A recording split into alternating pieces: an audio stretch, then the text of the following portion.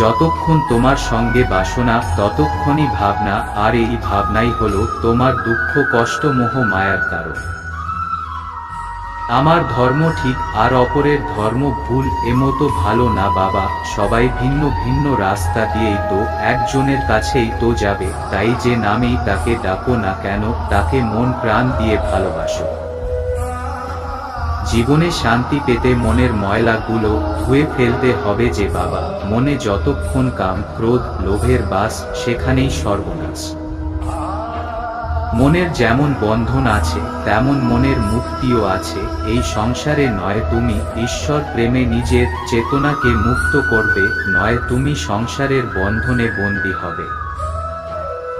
তোমার মনকে ভেদাভেদ শূন্য করতে শেখো, তবেই তুমিও যে কোনো কাজের মধ্যে ভক্তি রস খুঁজে পাবে। ঈশ্বর সর্বত্র বিরাজমান, তবে তার বহিঃপ্রকাশ মানুষের মধ্যে সর্বাধিক। তাই মানুষকে ঈশ্বর হিসাবে সেবা করো এবং মনের ভেদকে দূরে সরাও।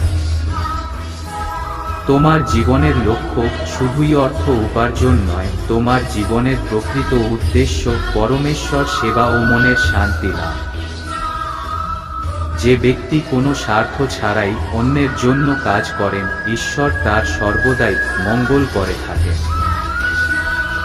তোমার ধর্ম আমার ধর্ম বলে লড়াই করে কি লাভ, যখন তোমার আমার সবার গন্তব্য সেই একজনেরই কাছে।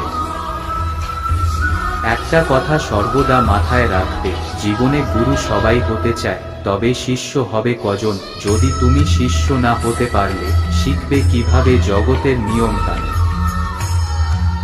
তুমি জীবনে যতই সুন্দর হও আর যতই কুৎসিত, তোমার মধ্যে যদি ঈশ্বরের প্রতি ভক্তি না থাকে তবে সবই নিরর্থক।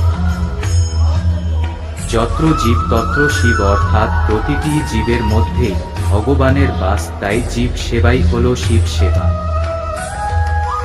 যদি ঈশ্বরকে পেতে চাও তবে ঈশ্বরকে প্রেম ও ভক্তির বাঁধনে বাঁধতে শেখো, তবেই তাকে পাবে। তোমার মধ্যে যদি ঈশ্বরের প্রতি বিশ্বাস ও নিঃস্বার্থ প্রেম থাকে, তবেই জানবে তুমি সার্থক জীবনের অধিকারে। লজ্জা, ঘৃণা, ভয়, তিন থাকবে না। তোমার মনের মধ্যে কখনো লোভ, ক্ষোভ, হিংসা পুষে রেখো না, কারণ মন হলো মন্দির, সেখানে শুধুই থাকবে ঈশ্বরের নাম, ভক্তি, প্রেম। একমাত্র জ্ঞান, দয়া, প্রেম ও ভক্তি মানুষের চৈতন্যকে সর্বোচ্চ স্তরে নিয়ে যেতে সক্ষম। এ জগতে সাংসারিক বিষয়ের প্রতি মোহ মানুষকে জেদি করে তোলে, আর মোহ হলো একটি ভয়ঙ্কর বন্ধন যা তোমায় শুধু কষ্ট দেবে। জানবে সত্য কথাই হলো ঈশ্বরের তপস্যা। সত্যকে আট করে ধরে থাকলে তবে ভগবান লাভ হয়, কারণ ভগবান পরম সত্য। যদি তুমি মনের মধ্যে অহংকারের কালো মেঘ পুষে রাখো, স্বয়ং ঈশ্বরও আলোর পথ দেখাতে পারবে না। শিশু সুলভ একটি সৎ ও সরল মনের মাধ্যমে যদি তার কাছে প্রার্থনা করো, তবে তোমার প্রার্থনায় নিশ্চিত তিনি সাড়া দেবেন। জীবনে একটু করে হলেও সাধু সৎ সঙ্গ করো, তবেই ঠিক পথে চলতে পারবে। একবার যদি ভুল পথে চলে যাও তবে ফিরে আসা বড়ই কঠিন।